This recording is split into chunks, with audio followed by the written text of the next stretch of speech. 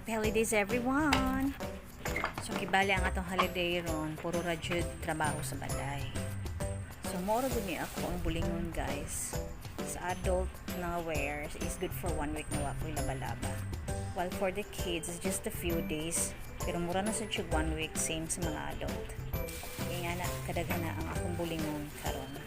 Murag mahurot na jud akong holidays sa paglaba. Agoy. So aside from my 4 basket na labunon, nato ko'y 2 plastics of bag, which is ang white ug ang black na bago lang gi-segregate. So money guys, good luck to me. Especially na walay tubig sa adlaw, naara gid siya sa kadlawon. So pinaspasay gid ni kay para mahuman lang jud na yung tawon.